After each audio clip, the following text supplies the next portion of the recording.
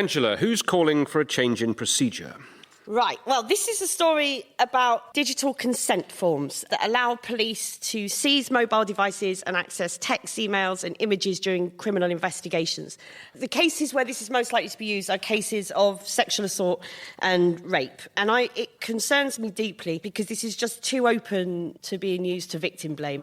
Just because someone might send saucy text messages or think that knickers are too much admin, it doesn't mean that they are immune to being sexually assaulted, and this feels like it's going to particularly affect younger people because, you ask my mum to hand over a mobile phone, she'd have to find it first, then charge it, then put some money on it and then realise she's accidentally picked up the squeaky dog toy. It's not going to affect her as much, but it will affect young people who that is the way they communicate. And sure, the police and the Crown Prosecution Service say that they only use them when they're pertinent to the case, but who decides that?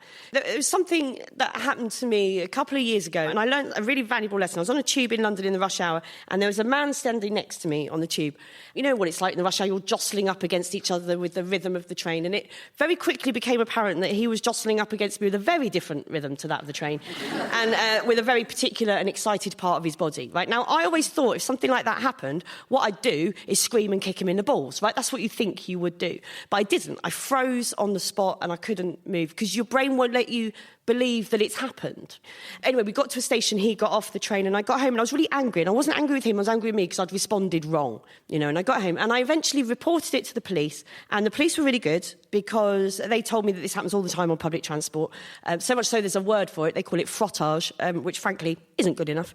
It's a sex assault, it's not a cheese. But anyway, the point is that I realised in that moment that I would never, ever, ever again judge a woman for not reacting the way I think she should have, because I didn't. We always say, well, why did she stay with him so long to women? Why didn't she report it before? All these people that are coming forward now with #MeToo, well, why didn't she say anything at the time? It's because you don't want your brain to allow you to believe it's happened. What I'm trying to get at, I guess, is that there's the danger that, yes, somebody may be assaulted by someone and then send them a text message later. That doesn't mean that they gave consent to that thing that happened. All that means is that something in them is trying to make it all normal and okay and like it didn't happen. Yeah, that's it. Got nothing. No,